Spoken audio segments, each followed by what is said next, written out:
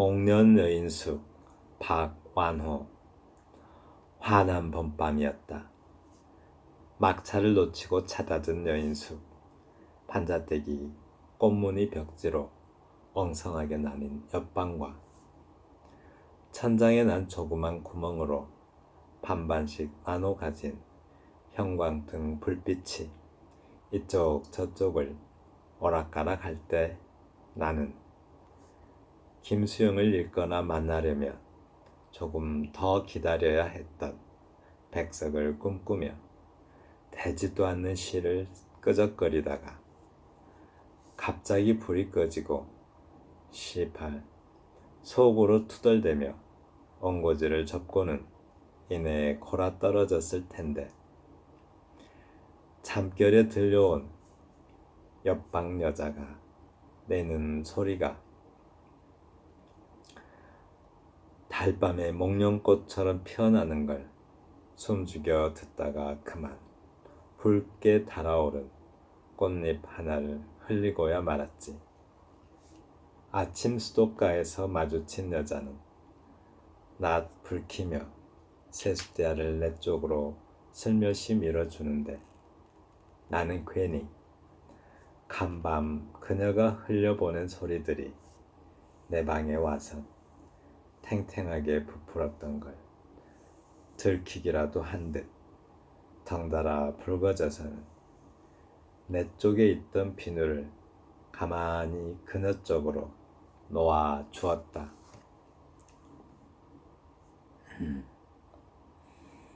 15장.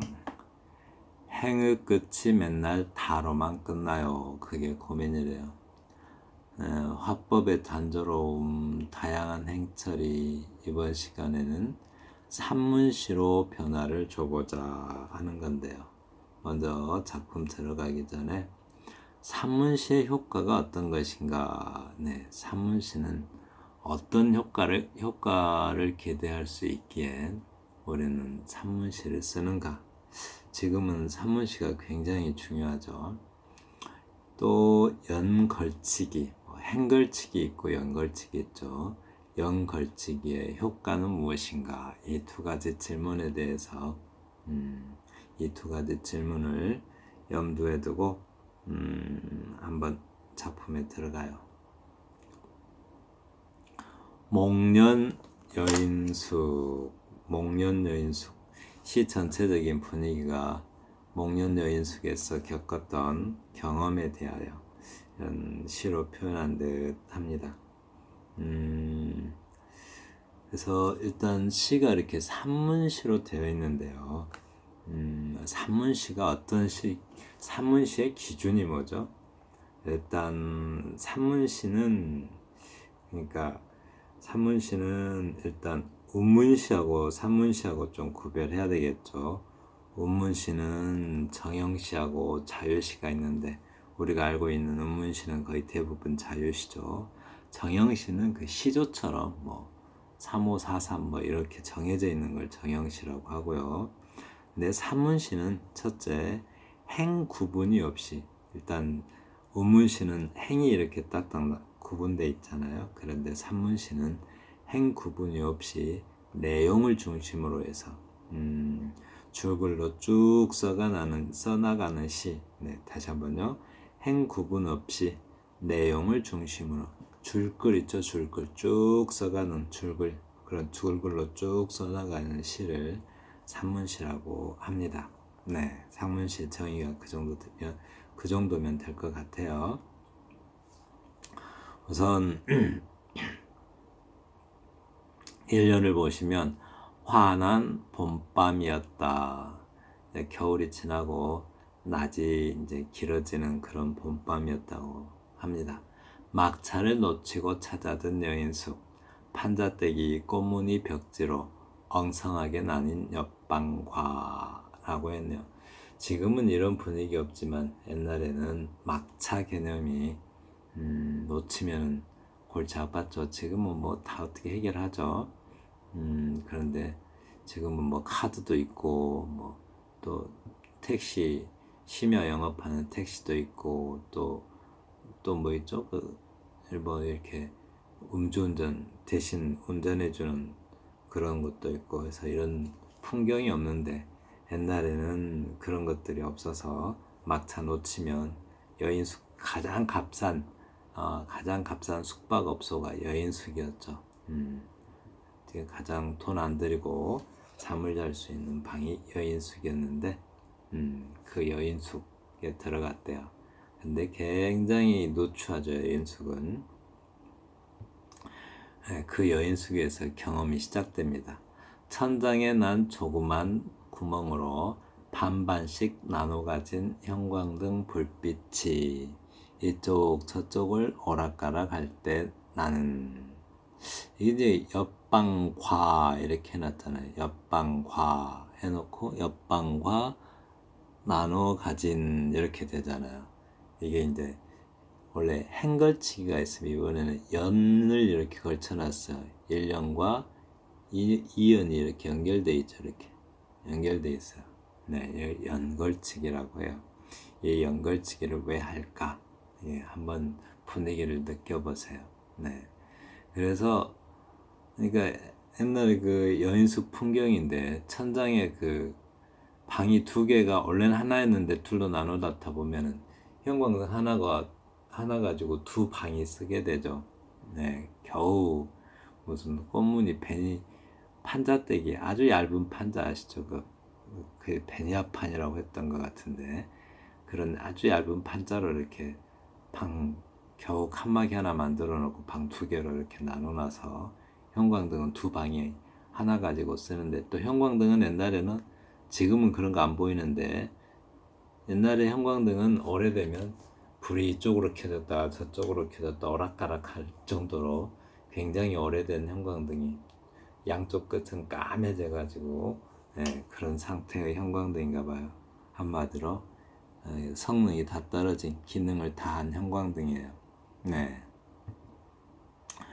김수영을 읽거나 조금 더 만나려면, 김수영을 읽거나 만나려면 조금 더 기다려야 했던 백석을 꿈꾸며 되지도 않는 시를 끄적거리다가, 네, 김수영 시인 잘 아시죠? 뭐 풀로 유명하죠. 네, 김수영 시 중에 모래야 나는 얼만큼 적으냐, 바람아 먼지야 풀아 나는 얼만큼 적으냐 하던 시가 있어요. 그러니까 그 제목이 어느 날 궁중을 나서면서 이런 시였던 것 같아요. 어느 날 궁중을 나서면서 그런 시가 있었죠. 저는 백석 시인의 그 메세 소리인가요? 메세 소리 읽으면서 굉장히 충격받았던 기억이 있습니다. 백석 시인의 그 메세 소리, 어떻게 시를 이렇게 쓸 수도 있었구나 하는 걸 처음 느꼈던 게 그 백석 시인의 메소 소리하고 또 김수영 시인의 풀이었던 것 같아요. 그런데 지금 이 박완호 시인도 저랑 똑같은 기분이었나 봅니다. 두 시인을 나란히 이렇게 배치를 해놨어요. 그 백석 시인의 메세 소리는 제가 준비를 했는데요. 메세 소리. 처마 끝에 명태를 말린다. 명태는 꽁꽁 얼었다. 명태는 길다랗고 파리한 물고기인데 꼬리에 길다란 고드름이 달렸다. 해는 저물고 날은 다 가고 볕은 서럽게 차갑다. 나는 길다랗고 파리한 명태다.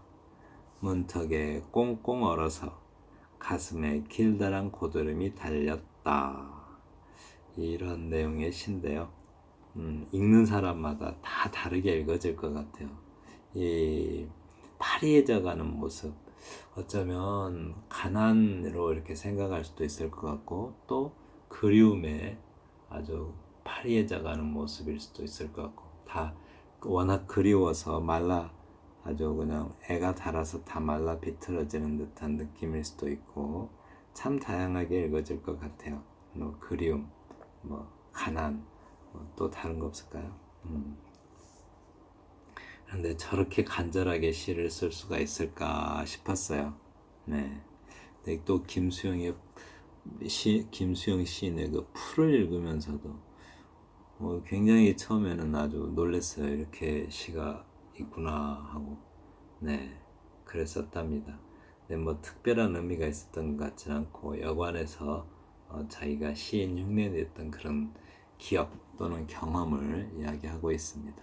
갑자기 불이 꺼지고 윽스 18 하고 욕을 하죠. 이렇게 윽 하면서 속으로 투덜대며 온고지를 접고는 이내 골아 떨어졌을 텐데 잠결에 들려와서 잠이 깼네요. 그러니까 옆방 여자가 내는 소리가 달밤에 목련처럼 피어나는 걸 숨죽여 듣다가, 네, 들을 건 다 듣죠.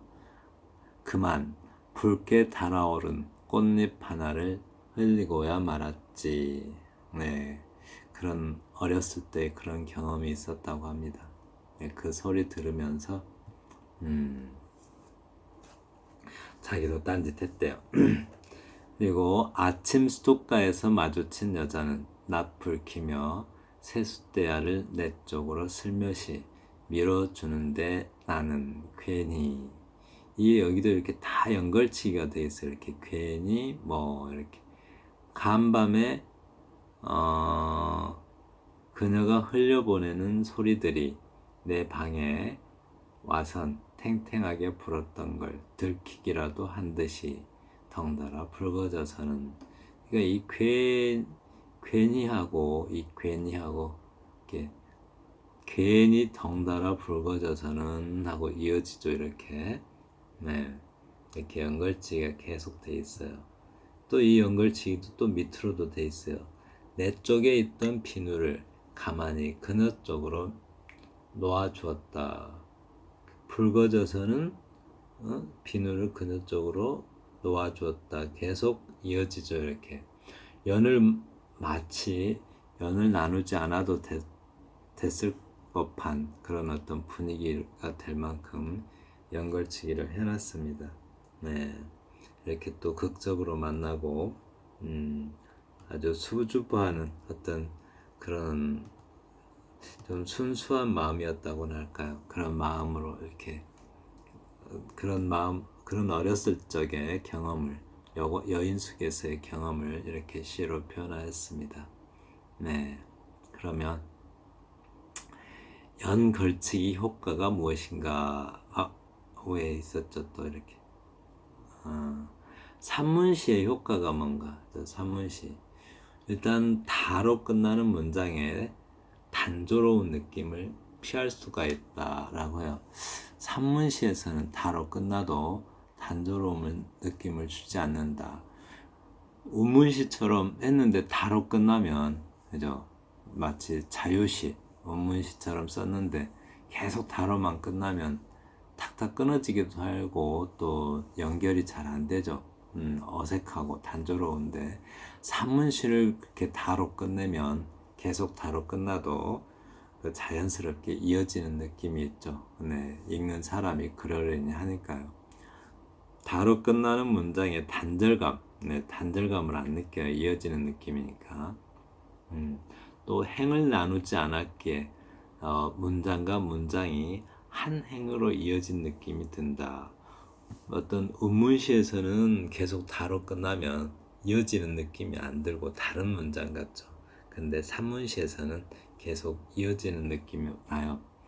일정한 속도의 가독성을 제공한다. 네, 산문시는 이게 참 좋아요. 일정한 속도의 가독성을 제공한다. 운문시는 한 줄 읽고 많이 쉬죠. 또 이렇게 읽기가 영 이어지지가 않아요. 잘. 운문시는 또 워낙 그 생략된 부분들이 많기 때문에, 그런데 산문시는 그런 것들을 많이 완화해 준다고 합니다. 연걸치기 효과죠. 화자의 이야기가 독자에게 끊임없이 전해짐으로써 끊김없이죠.